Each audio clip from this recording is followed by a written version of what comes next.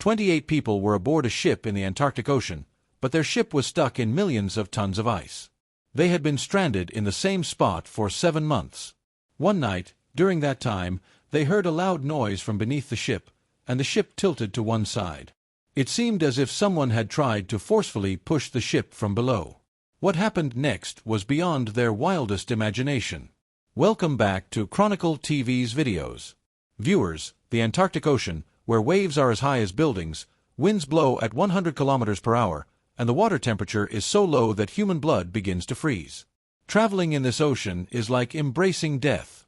Even if one survives the cold and the waves, icebergs as large as mountains can easily crush a ship. However, 111 years ago, when technology was not so advanced, nor were ships, a ship carrying a group of 28 people got stuck in this terrifying sea. Under the open sky, they spent not just a few weeks or months, but an astonishing 2 whole years. Far and wide, there was only ice, stormy winds, a scarcity of food and drink, and no chance of calling for help. This is a survival story that the world has named the greatest survival story of all time. The hero of this story is Sir Ernest Shackleton, an explorer whose mission was to test the endurance of the human body. Because of this, he named his ship Endurance. He undertook several terrifying missions in his life. In 1901, he was part of a mission to reach Antarctica but turned back 750 kilometers short. In 1907, he embarked on this mission again but had to turn back just 150 kilometers before reaching his goal. And now, in 1914, his plan was not just to reach Antarctica but to cross the continent on foot. The only reason was that Sir Ernest Shackleton wanted to do what no one had ever done before. This mission was named the Imperial Trans-Antarctic Expedition, and because of its dangerous nature, no one was willing to join.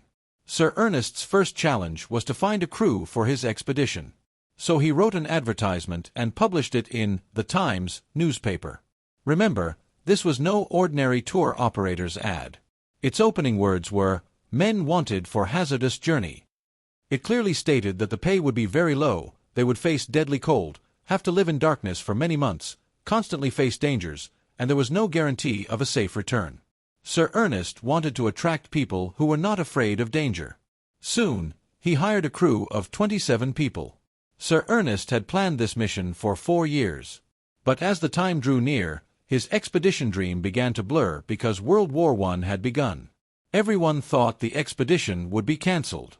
However, Britain, which had also declared war, granted permission for the Imperial Trans-Antarctic Expedition.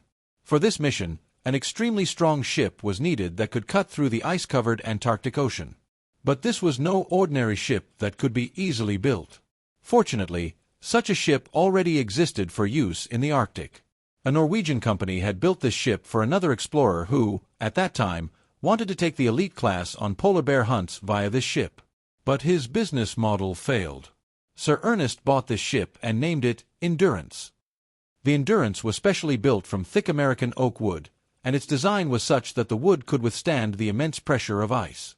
It was a kind of hybrid ship, having both sails and an engine. Finally, the day Sir Ernest had been waiting for several years arrived. On August 8, 1914, the Endurance began its journey from Plymouth, England. For the next 4 months, they traveled in the Atlantic Ocean. First, they went to Argentina, then from there to South Georgia Island, and after completing the final preparations there, on December 5, 1914, they set the ship's direction towards the Weddell Sea in the Antarctic Ocean. The Endurance carried 28 people, including 50 large breed dogs, which were to be used for pulling supplies and equipment in the Antarctic ice. This journey continued for 46 days, and they were now just 1 day away from reaching the coast of Antarctica. But then, on January 18, 1915, the first trouble blocked their path. What happened was that the layers of ice above the Weddell Sea grew thicker and thicker, and at one point, these layers became up to 18 feet thick. And now the Endurance did not have enough power to cut through them. In some places, this ice was so weak that it was not possible to start the journey on foot from here.